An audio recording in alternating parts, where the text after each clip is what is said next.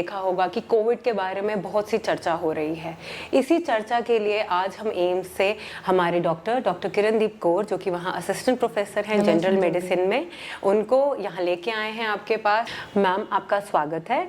तो मैम, आप हमें ये नए कोविड के बारे में कुछ बताइए। इसके बारे में हम चर्चा करेंगे और ये पुराने कोविड से जो बीते साल में आया था उससे कितना डिफरेंट है। देखिए संजोली, ये जो नया वेरिएंट है BF7 जिसको हम कह रहे हैं, जिसने इस वक्त चाइना और हमारे आसपास की नेबरिंग कंट्रीज़ में काफ़ी हड़कंप मचाई हुई है, ये BA5 जो ओमिक्रॉन का वेरिएंट था उसका सब वेरिएंट है। और ये जो वेरिएंट है ये उससे कुछ बहुत ज़्यादा हार्मफुल नहीं है, पर इसका एक जो आर नॉट फैक्टर है, मतलब कि ये एक इंसान जो इन्फेक्टेड है, संक्रमित है, उसकी कितनी क्षमता है, कितने और लोगों को वो इन्फेक्ट कर सकता है। तो इसका जो वैल्यू है वो 18 से ऑलमोस्ट 18 लोगों तक, 18 लोगों तक वो इन्फेक्ट कर सकता है। यानी कि एक इंसान जिसको ये कोविड जो संक्रमित है इस वेरिएंट से, वो अपनी डिसइंफेक्टेड स्टेट तक पहुंचने के वक्त तक ऑलमोस्ट 18 लोगों को इन्फेक्ट कर सकता है। इसमें वो ज़्यादा है। अदरवाइज जो इसके लक्षण हैं ये कोई ज़्यादा पुराने वाले वेरिएंट से खतरनाक नहीं है, ऑलमोस्ट सेम ही है। थोड़ा सा जो इसमें डिफरेंस देखा गया है कि इसमें पेशेंट्स रनिंग नोज कंप्लेन कर रहे हैं और डायरिया, ये थोड़ा कॉमन है, जो which was not very much prevalent in previous strains. इस वक्त ऑलमोस्ट हमारे देश में कोई लगभग कोविड के 10 स्ट्रेन्स हैं, मौजूद हैं, और BF7 के भी कुछ केसेस पाए गए हैं हमारे देश में। कुछ 5-7 केसेस थे, पर उनमें से किसी को भी हॉस्पिटलाइजेशन की रिक्वायरमेंट नहीं हुई है। तो इसमें हमें कहते हैं ना, डरने की बात नहीं है कि ये कोई बहुत ज़्यादा खतरनाक वेरिएंट है। जैसे कि हमने देखा था ड्यूरिंग द सेकंड स्टेज जो डेल्टा वेरिएंट था, तो काफ़ी हमारे लोगों की जानें भी गई थी उसमें। इस पेंडेमिक के दौरान हमारा सबसे बुरा जो एक्सपीरियंस रहा था वो सेकेंड वेव में ही था, जब डेल्टा वेरिएंट था। तो पर हम एक थोड़ा रिलीफ ले सकते हैं इस बात पे कि this variant is not that dangerous. ये ठीक है, पर इसमें ये है कि इसकी जो क्षमता है दूसरों को इन्फेक्ट करने में, एक संक्रमित जब तक खुद बिल्कुल नॉन इन्फेक्टेड या डिसइंफेक्टेड स्टेट तक पहुँचता, वो काफ़ी लोगों को, आगे 18 से 20 लोगों को संक्रमित कर सकता है। बस इसमें ये हमें ध्यान रखना है। इसलिए इसमें ज़्यादा रोल कोविड अप्रोप्रिएट बिहेवियर का है कि हमें जो संक्रमित व्यक्ति है उसको अपना ध्यान रखना है और अपने आसपास वालों का भी ध्यान रखना है।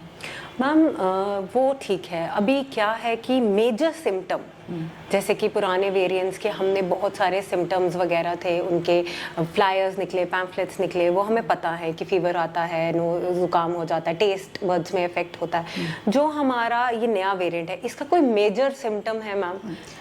देखिए संजोली, यही जैसे मैंने अभी बोला कि ये जो वेरिएंट है ये ओमिक्रॉन का ही सब वेरिएंट है, तो इसका बहुत ज़्यादा डिफरेंट प्रेजेंटेशन नहीं है। इसका लगभग सेम ही है जो हमने ओमिक्रॉन में देखा। बुखार, खांसी, सूखी खांसी, रनिंग नोज है, छींके आना बार बार, बॉडी एक सोना, मसल एक सोना, फैटीग हो जाना, थकान हो जाना। थोड़ा सा जो इसमें 1-2 सिम्टम जो इन एडिशन पाए गए हैं वो हैं, जैसे रनिंग नोज इसमें कॉमन देखा गया है, पेट दर्द भी कुछ लोगों में पाया गया है जो इससे संक्रमित थे, और डायरिया भी एक थोड़ा सा आप कह सकते हैं कि जो डिफरेंट थोड़ा सा है पुराने से वेरिएंट से ज़्यादा, कि डायरिया भी पाया गया है इसके कुछ लोगों में जो संक्रमित हैं इससे। पर ऐसा एज सच कोई देखा जाए तो डर वाली बात नहीं है। अभी तो हमारा ऑलमोस्ट हम सारे अच्छी तरह से, हमारा कंट्री ही बुरा एग्जाम्पल सेट कर दिया है ग्लोबल की, सब वैक्सीनेटेड हैं अच्छी तरह से, तो कोई डरने वाली बात नहीं है। पर कहते हैं ना कि थोड़ा डरना भी कई बार ज़रूरी होता है, क्योंकि जब तक डरेंगे नहीं तो प्रिकॉशंस नहीं लेंगे। So we have to be cautious but not scared. Yes ma'am, thank you so much. Thank you. नमस्कार दर्शकों, चर्चा को आगे बढ़ाते हुए अब हमारे साथ हैं डॉक्टर तरनप्रीत कौर, जो एम्स जम्मू में जनरल मेडिसिन में असिस्टेंट प्रोफेसर हैं। मैम, आपका स्वागत है। नमस्कार। तो मैम, जैसे कि हमने डॉक्टर किरण से अभी नए वेरिएंट के बारे में जाना, तो मैम अब मैं ये जानना चाहूँगी कि इसके जो वैक्सीन्स हैं वो नए वेरिएंट के खिलाफ कितने कारगर हैं, कितने इफेक्टिव हैं? देखिए संजोली जी, जैसे कि हमारे देश का जो वैक्सीनेशन प्रोग्राम रहा है वो मतलब कि पूरे वर्ल्ड में उसकी सराहना हुई है, क्योंकि one of the best program था। अभी तक हमारे 92% पॉपुलेशन जो है वो वैक्सीनेट हो गई है अगेंस्ट 2 प्राइमरी डोजेस, और जो बूस्टर डोज है वो अराउंड 30% तक रहा है उसका अपटेक। तो इससे हमने ये देखा है कि जो डेटा है अभी तक वो यही बताता है कि जिनको वैक्सीन लगा हुआ था कोविड तो उनको हुआ पर उनमें ज़्यादा सिवियर डिजीज़ नहीं पाई गई। जो नए वेरिएंट्स हैं क्योंकि वो अभी ही आए हैं, उनके बारे में इतना ज़्यादा डेटा तो नहीं है कि हम बोल सकें कि हाँ वैक्सीन कितना उन पे काम करेगी, लेकिन ये है कि एटलीस्ट अगेंस्ट सिवियर डिजीज़ जो है वो उनको ज़रूर बचाएगी। तो जो भी लोग हैं जिनको बूस्टर डोज अभी तक नहीं लगा है उनको लगवा लेना चाहिए उसके लिए। जी जी जी मैम, बीते साल में हमने देखा है कि काफ़ी नुकसान हुआ, लोगों को कोविड भी हुआ। अब ऐसा है कि कोविड जिनको पहले हो चुका है, अब उनको अगर फिर हो जाता है कोविड, तो आप उनको क्या गाइड करना चाहते हैं एज ए डॉक्टर? जिनको पहले हुआ है कोविड, लोगों में यही रहता है कि हमें तो कोविड हो चुका है, अब हमें दोबारा नहीं होगा और हमें 2 डोजेस वैक्सीन भी लग गई हैं तो हमें तो नहीं होगा कोविड। पर ये बहुत गलत धारणा है। कोविड दोबारा से हो सकता है, कुछ लोगों को 2 या 3 बार भी हुआ है बीते समय में इनफैक्ट कोविड। तो एटलीस्ट जो भी हैं लोग जिनको पहले भी हुआ है, 3rd डोज या बूस्टर डोज जो है वो ज़रूर वो लगवाएं कोविड की।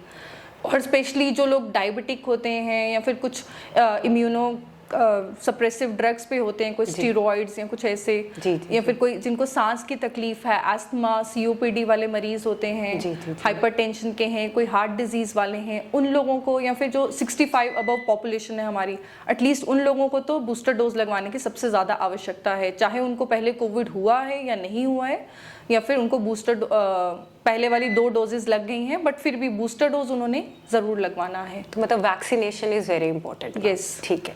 तो मैम आपने बताया कि जिनको कोविड 2-3 बार भी हो चुका है, अब 2-3 बार जिनको कोविड हुआ है मैम, उनमें से हो सकता है कुछ लोग हॉस्पिटलाइज उस टाइम नहीं हुए, बड़े ही माइल्ड साइंस एंड सिम्टम्स रहे उनको।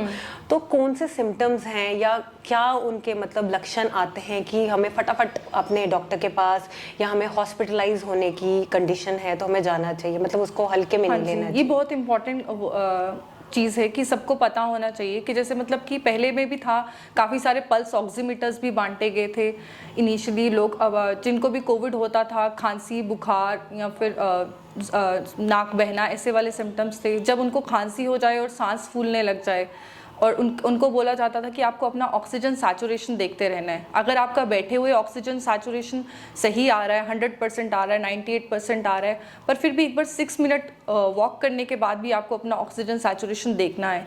अगर वो फॉल हो रहा है आपका 96% से कम हो रहा है, तो आप तुरंत अपने जो भी आसपास वाले हॉस्पिटल में जाके डॉक्टर को कंसल्ट करें। उसमें अगर आप या फिर आपका ऐसे भी अगर बैठे हुए ही सडनली सांस फूलने लगा है और देख रहे हो आप ऑक्सीजन सैचुरेशन आपकी कम हो रही है, 92% से भी कम हो रही है, तो आपको तुरंत हॉस्पिटल जाना पड़ेगा और ऑक्सीजन आपको लगवाने की आवश्यकता है। बस मेन यही है कि आपको ऑक्सीजन सैचुरेशन अपना मॉनिटर करते रहना है। और साथ में वही जो मरीज़ जो मैंने आपको बताए हैं कि जो डायबिटीज़ वाले, हार्ट डिजीज़ वाले, सांस की दिक्कत वाले, इन लोगों में सीवियर कोविड होने की ज़्यादा आशंका रहती है। इन लोगों को ज़्यादा सतर्क रहने की ज़रूरत है, जो कि हमने देखा है। जी ma'am, thank you so much ma'am आपकी इस इन्फॉर्मेशन के लिए। Thank you. तो दर्शकों, आज कोविड की चर्चा के लिए आज हमारे साथ जुड़े थे डॉक्टर तरन और डॉक्टर किरण, एम्स जम्मू के डिपार्टमेंट ऑफ जनरल मेडिसिन से। एम्स का हमेशा ही ये प्रयास रहा है कि वह आपके लिए ऐसी चर्चा आगे भी प्रस्तुत करते रहे। हमारे साथ जुड़े रहने के लिए धन्यवाद।